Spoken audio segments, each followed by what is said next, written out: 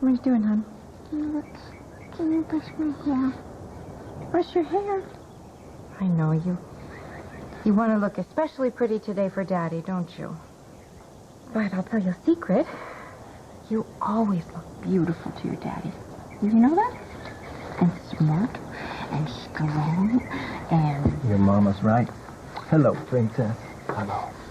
Oh, hello.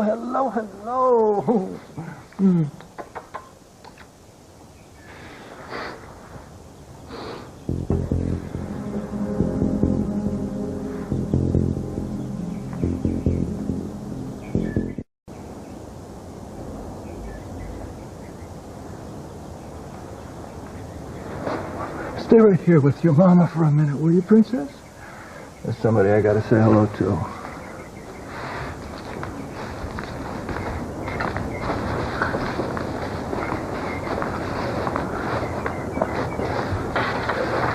Stepping in front of a moving bus, skydiving without a parachute, waving at my daughter. I wonder, what do these three have in common? She's a beautiful child. All three can get you killed. I had no idea, Spencer. It's a public park. The sun is out. There's a hint of fall in the air. How was I to know your beautiful wife and daughter would be here to enjoy it too? Where they are, you will not be. I don't care how public or private or how good the air smells. If you want to keep breathing it, remember that. I can see you're upset. But if it will calm you down, I will...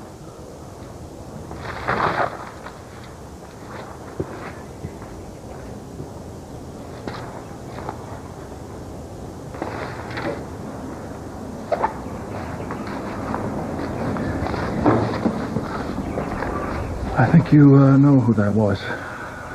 Yeah, Mac enlightened me.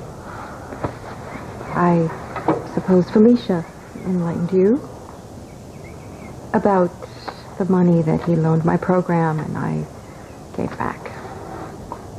Does he do this often? Just show up unexpectedly? No. If he ever does it again, you get in touch with me immediately. You know, you're not the easier person to get in touch with. Is that a way of asking where I've been? No, it's just a statement of fact. Because I was away for a while, and I'm going away again tomorrow for a week or so. But I replaced my cell phone, so here's the number, and please use it if you need to. Thank you. You look beautiful. Thank you. Are you well? I'm all right. Is there anything I should know about? No, not that I can think of. Is there something that I should know about? No.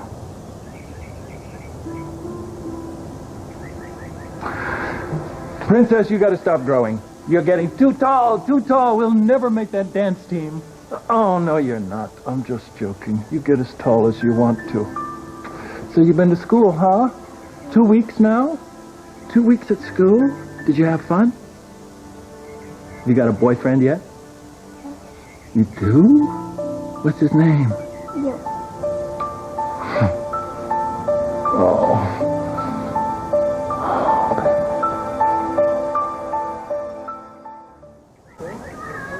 Honey, that's a little too high. Hold on. What are you pointing at? Oh. Hi. Welcome home. Thanks. How'd you know that I was here? I called the house and spoke with your mother. Oh. I was going to surprise you. Oh, you never failed to do that. Without even trying. Were you ever planning to tell me you're being menaced by César Faison? Were you ever planning to tell me that Catherine Bell is pregnant with what she claims is our grandchild? Nicholas would reveal nothing until I gave him my word that I would not interfere. He wanted to be the one to tell you about Catherine's pregnancy. He left me no choice. Our relationship has become rather difficult. I am afraid that if I don't tread carefully, he will exclude me from his life altogether. I'll lose whatever influence I still have over this wretched situation. I'm sorry. I really am. I shouldn't have accused you. It's just... For a moment there, it felt like the last time I came home from North Carolina, and I found that my whole family had been torn apart, and, Lucky moved out, and it was all without any warning at all. Of course. I'm sorry, I didn't realize. And about Faison. I've exchanged a few words with this man on exactly 2 occasions, and until today I had absolutely no reason to believe that I would ever see him again. So, why bring that up? It's another tie to my old life, to Luke and Robert and all that stuff that happened 100 years ago. All right. Let's not become so considerate of each other that communication is reduced to pleasantries. I'm sorry. I should never try to keep anything from you anyway, because you always find out. Well, tell me about your conversation with Nicholas. There is certain information I haven't been able to ask him, such as when exactly Catherine is expecting, who her doctor is. When he raised the subject with you... No, I found out from Catherine. She sent me flowers along with a congratulatory card. She had the gall to send you flowers. Oh, yes. And then she had the gall to deny it when I confronted her. The woman is relentless. I had really hoped that my homecoming would be different. I was hoping that it could be about us and planning our future together. And now when I think about the future, all I can see is her gloating face. That is exactly what she wants to be. Our future. Yours, mine, and our son's. Well, then why do you let her get away with it? Instead of what? Buying her off? Poisoning her in her sleep?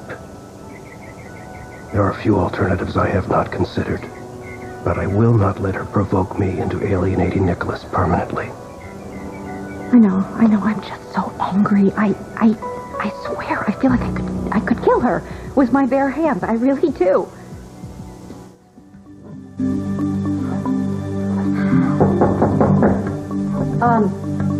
Just a minute.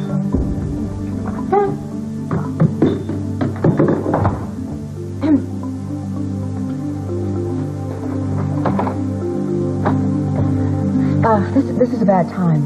Yes, it really is, isn't it? But that's all about to change. What's this about? Your baby? Oh, your grandchild. There is no child, is there? Father? Oh. I'm sorry to interrupt. No, not at all. Oh, I can see I am, but there's some news I wanted you to hear from me. Catherine has accepted my proposal of marriage. So what great revelation has launched you like the Scud missile to my front door? Or did it just strike you like a bolt from the blue that you're not ready to be a grandmother, so therefore I must be lying? No, Catherine, no. I have never believed you. It's just far too convenient, that's all. Nicholas dumps you and you turn up pregnant. Sorry, life doesn't work like that. Why, because you say so? I bet you believe that nobody wins the lottery either. That's how you think of him, isn't it? Like some jackpot that you struck. Or almost struck. Come on, get your coat. We're going to go for a ride. Where? I think this pregnancy needs a second opinion. And I think Dr. Meadows over at GH is the perfect place to start. She will be able to tell us when and if conception actually occurred. I know Dr. Meadows. I saw Dr. Meadows. Oh, well, that's great. Great. Then we can skip all the introductions. Let's get her on the phone. You know, you shall are we? worse than Luke. You get an idea in your head and you just are like a dog with a bone. Now, how stupid would I have to be to say that I was having a baby when I'm not? So am I going to pull one out of a hat and when my 9 months is up, or what? Oh, I'm not necessarily saying that you're not pregnant.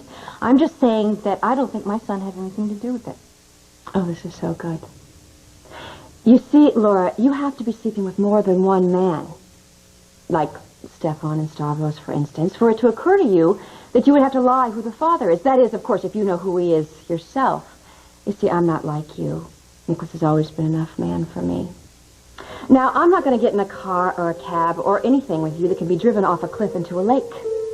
So the way I see it, you have 2 choices. You can either wait until I have the baby and have a court order a DNA test. Assuming there is a baby.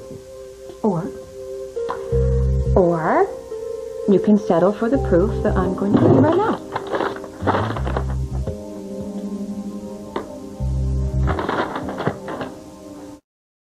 You didn't actually think Catherine would reject you. That's exactly what she did at first. Go ahead, Father, you can say it. She only turned me down because she knew I wouldn't take no for an answer. And she was right. But Nicholas, if you understand her, if you realize that beneath her pose of helpless victim, she is a very cunning predator... It doesn't matter why? what she is. Besides the mother of my child and the woman who's about to be my wife. Do you think your warnings are going to make this any easier for me? Do you think it's going to make my child feel safer, more cared for, more secure? I understand. I didn't come here to debate this with you. I came because I wanted to ask you if I could hold the wedding here at Windermere, and if you and my mother would attend. Nicholas, insisting that we accept your decision is difficult enough. Asking us to celebrate it is something else entirely. Fine, then. Nicholas, please, don't... Do you want to be a part of your grandchild's life or not? I'll respect your decision either way. But what I won't have is for my son or my daughter to grow up hearing a continual assault on his mother's worth and character. Believe me. I know what it does to a child's mind. Listen to yourself. Do you not realize you are punishing yourself for mistakes and problems in your own childhood that were not of your making? Nicholas, is there no way to stop this disastrous mistake? To keep you from throwing away your life? What would you have said, Father? To anyone who asked you that when you threw away your life for your son.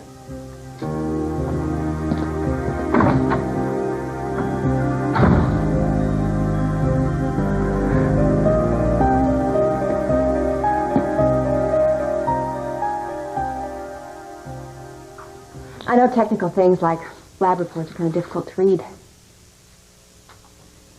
There's your little pregnancy test. Oh, prescription here for prenatals. Not filled.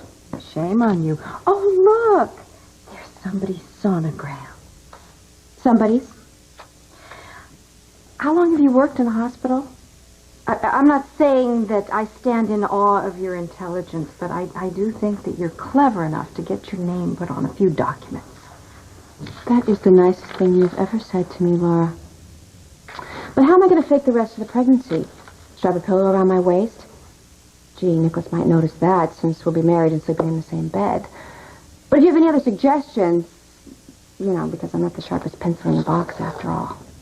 Oh, well, you want to hang on to that. Dr. Kale? Who is that? Well, it's my OBGYN, obviously. I've already warned him that you're going to be calling, and I gave him my blessing to discuss any of those confidential details that doctors aren't supposed to discuss with people. You'll see the same lab report, the same pregnancy test in my chart there, and he'll confirm anything else you need confirming. Now, if you'll forgive us, Nicholas and I, we need to get on with our life. We have a wedding to plan, and well, he wants to have it at Windermere. Stefan will never allow that. Oh, I wouldn't count on that. Stefan has been surprisingly supportive. Well, of course you know that he would do anything for Nicholas, whereas you would do anything for... Oh, I guess the jury's still out on that one. Anyway, I would be happy to share your son and grandchild with you if you could just be a little bit reasonable, a little bit pleasant. But this hostility and spitefulness, I just can't have that around my family. And I know that Nicholas will agree with me. Well, I will really have to ask you to leave now. I'm going to tell you something that you haven't realized yet. Nicholas sees through you. He's only marrying you because he feels a moral obligation. But once he gets a taste of the misery that he has let himself in for, I think his survival instincts are going to kick in, and he's going to be gone. I know you're afraid you're losing him.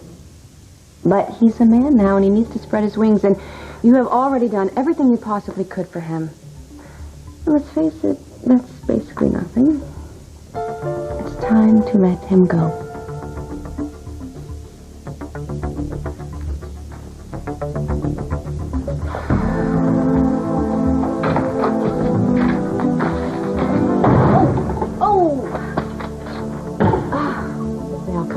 crashing down tomorrow, but today it sure feels great.